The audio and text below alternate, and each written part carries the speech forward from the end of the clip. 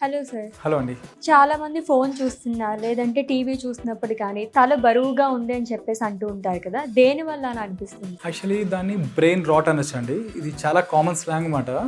Actually ఈ brain rot అనే దాన్ని ఆక్స్ఫర్డ్ డిక్షనరీలో 2024లో వార్డ్ ఆఫ్ ది ఇయర్గా డిక్లేర్ చేశారు. అంటే గంటల తరబడి మన షార్ట్ ఫామ్ కంటెంట్ అంటాం. అంటే రీల్స్ కానీ షార్ట్స్ కానీ చూసినప్పుడు ఈ బ్రెయిన్ అనేది హెవీగా అయిపోతుంది, అంటే హెడ్ హెవీగా అయిపోతుంది అనమాట. సో దాన్ని బ్రెయిన్ రాట్ అంటాం అన్నమాట.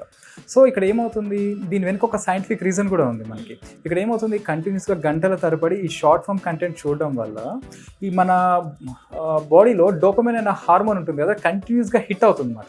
దానివల్ల ఏమవుతుంది, ఈ బ్రెయిన్ అనేది ఎగ్జాస్ట్ అయిపోతుంది, అంటే అలసిపోయినట్టు అయిపోతుంది అనమాట. సో దీన్నే మనం బ్రెయిన్ రాట్ అంటాం అన్నమాట.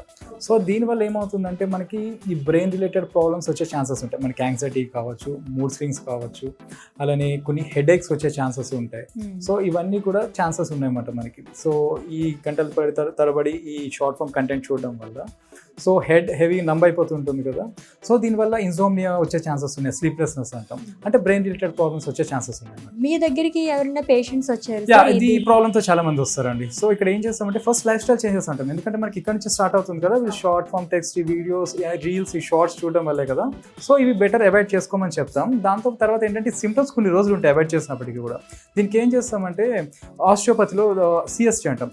సో ఈ థెరపీస్లో మనకి చాలా వరకు క్యూర్ అయిపోతుంది అనమాట. అలానే ఆక్యుపెన్షర్ ట్రీట్మెంట్లో కూడా బెస్ట్ రిజల్ట్స్ ఉంటాయి మనకి ఈ బ్రెయిన్ రాట్కి. సో ఇన్సోమియా అని చెప్పేసి కూడా అన్నారు కదా, కిడ్స్కి ఏమన్నా ఎఫెక్ట్ అవుతుందండి? ఎందుకంటే పిల్లలే కదా ఎక్కువ. నవేడేస్ అదే అంటున్నాండి, అంటే ఏజ్తో సంబంధం లేదు, ఎవరికి ఎనీ ఏజ్ ఎఫెక్ట్ అయ్యే ఛాన్సెస్ ఉంటాయి. ఈవెన్ 10, 11, 12 ఇయర్స్ నుంచి కూడా చాలా వరకు, ఈవెన్ 12 ఇయర్స్లో కూడా ఈవెన్ సర్వికల్ స్పాండిలైటిస్ చూస్తున్నాం, and neck moment restrictions, even head ache. Last time మాకు ఒక కేసు వచ్చింది, ఒక 6 months బ్యాక్. ఒక 11 years బాబు ఏమైందంటే కంటిన్యూస్గా ఈ పబ్జీ గేమ్ చూసి కంటిన్యూస్గా హెడేక్ మాట, అండ్ ఈవెన్ ఐస్ విజన్ కూడా బ్లర్రీ విజన్ అయిపోయి మా దగ్గర తీసుకొస్తే మేము న్యూరాలజిస్ట్కి రికమెండ్ చేస్తాం. ఎందుకంటే ఒక ఇద్దరు బ్యాలెన్స్ కూడా లేదు, కోఆర్డినేషన్ కూడా లేదు. సో ఇక్కడ ఏమైందంటే న్యూరో డాక్టర్కి సజెస్ట్ చేసి వాళ్ళ ట్రీట్మెంట్తో పాటు మేము ఇచ్చే ట్రీట్మెంట్స్ కూడా తీసుకోవడం జరిగింది. ఎందుకంటే అంత క్రానిక్ స్టేజ్కి వెళ్ళిపోవడం జరిగింది అనమాట. సో ఇక్కడ ఏంటంటే యూజ్ చేద్దాం చెప్పము, కాకపోతే లిమిట్, దానికి ఒక లిమిట్ అనేది ఉంటుంది. అలా యూజ్ చేసుకుంటే ఇబ్బంది ఉండదు మనకి. సో ఇప్పుడు వచ్చే పేషెంట్ మనకి అంటే ఏ ప్రాబ్లంతో వచ్చారు సార్ మీ దగ్గర? ఇక్కడ వచ్చే ప్రాబ్లం మనకి పేషెంట్ వచ్చేసి బ్యాక్ అండ్ నెక్ పెయిన్ అండి, మల్టిపుల్ డిస్క్ బల్జెస్ అనమాట. సో అదే పేషెంట్ మీకు నేను ఇంట్రడ్యూస్ చేసేది. హలో అండి, మీ పేరు? విజయ్ మేడం. విజయ్ గారు ఎక్కడి నుంచి వస్తారు? నేను నెల్లూరు నుంచి వచ్చాను సార్. ఏ ప్రాబ్లంతో ఇక్కడికి వచ్చారు సార్? మేడం ఫస్ట్ నాకు బ్యాక్ పెయిన్ ఎక్కువ ఉండేది, 3 years నుంచి ఉండింది. బట్ ఎక్కువ డ్రైవింగ్ చేయడం వల్ల అట్లా ఉందేమో అని చెప్పేసి నేను స్టార్టింగ్లో పట్టించుకోలేదు. బట్ ఒక 1 year నుంచి మాత్రం బాగా నొప్పి ఎక్కువ ఉంది. అంటే నడువు నొప్పి రావటం, అలా కాలు తిమ్మెరలు రావటం, ఇలా చేయి పట్టేసినట్టు అవటం అలా జరిగింది. తీసుకున్నాం. మా ఏరియాలో కూడా చాలా మందికి వెళ్ళి కలిసి చూపించాను, కానీ నేను అవ్వలేదు. అయితే ఒకసారి సడన్గా ఇన్స్టాగ్రామ్ చూస్తున్నాను. ఇన్స్టాగ్రామ్ చూస్తూ నాకు రీల్ చూశాను అనమాట. చూసిన తర్వాత ఎందుకు అనిపించింది, లాంగ్ అయినా సరే దూరం అయినా సరే వెళ్దాం, ఒకసారి వెళ్ళి చూద్దామని చెప్పి వచ్చాను. ఇక్కడ వచ్చి నేను మళ్ళీ మా నెల్లూరు కూడా వెళ్ళలేదు. 10 days ఇక్కడ మా ఫ్రెండ్ వాళ్ళ రూమ్ ఉంటే ఆ రూమ్లో ఉన్నాను అనమాట. ఉండి 10 days ఖచ్చితంగా సార్ వాళ్ళ దగ్గర ట్రీట్మెంట్ చేసుకున్నాను. వచ్చాక రాకముందు నాలో ఎంత మార్పు జరిగిందంటే నేను నిజంగా మనస్ఫూర్తిగా సార్కి థ్యాంక్స్ చెప్పుకుంటున్నాను.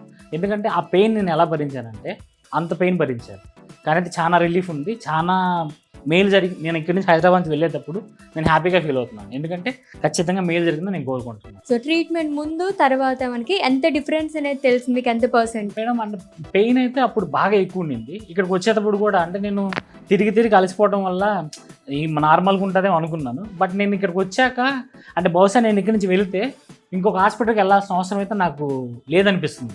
అంత రిలీఫ్ అయితే దొరికింది నాకు. సో అది మాత్రం నేను అంటే దేవుడు, మనం ఫస్ట్ మనం దేవుడికి దండం పెడతాం, రెండవ ఎవరికైనా దండం పెడతాం నా డాక్టర్కే.